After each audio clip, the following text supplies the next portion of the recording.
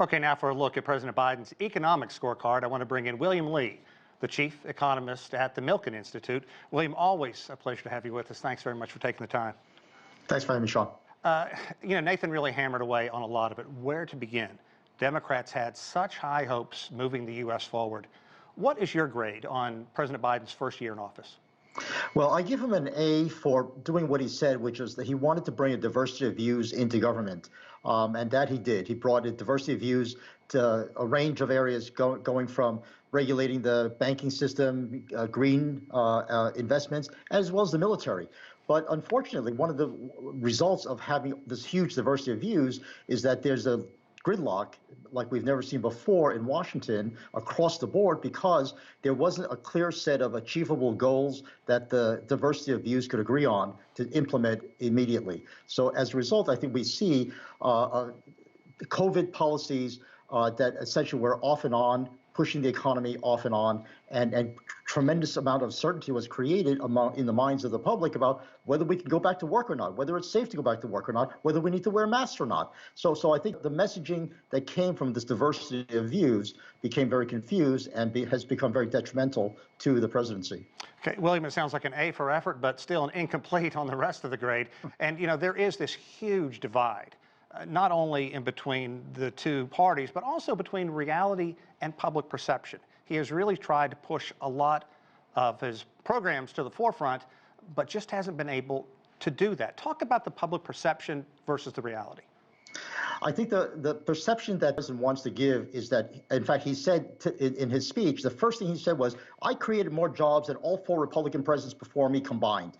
Well, that's because the economy crashed to the extent that we've never seen before because of COVID.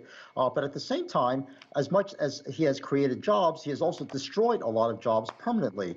We are paying the price of these policies in the high inflation rate that we see today because our supply chain is so broken. And the places where we could fix the supply chain, like domestic energy production, we are prevented from doing because of the legislation that the president has enacted. So in many ways, the perception that he wants to give us, his perception is a tremendous success in creating jobs. The reality that we see in Pennsylvania and all through the Midwest for the number of jobs that have been shut down because of the increased regulations that have been put in place by the president is also enormous. So the perception of job loss is huge, the reality of job loss is huge, and the perception of job creation is somewhat of a misnomer because we came from a huge bottom, a very deep bottom because of COVID. William, really, I want to get to COVID in just a second. But you talked about inflation. It is such a huge global issue right now. President Xi warning inflation could have a devastating effect on the world economy.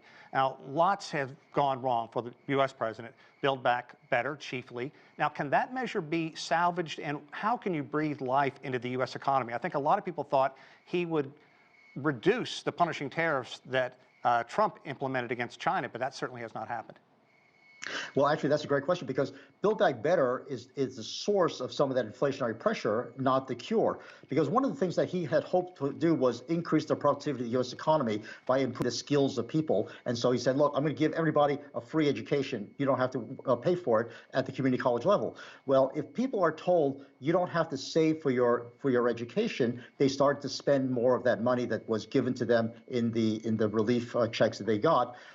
At the same time, they were not going back to work. One of the things that causes the inflation is too much money, too much spending, chasing too few goods. And when the supply chains around the world were broken and people were not going back to work, you had a huge contraction in the supply of goods and services and a huge expansion in the demand caused by Build Back Better. We can salvage that by cutting back on these promises for entitlement spending, which are permanent entitlements, and saying, hey, you got to start to save some more money, and we can go along with you and pay you dollar for dollar, but you've got to pay for some of these services yourself, and we'll try to help you along. That's a much better way of incentivizing the correct level of savings versus spending. Okay. The big elephant in the room, COVID. Obviously, people tired of this. How is Biden handling the pandemic?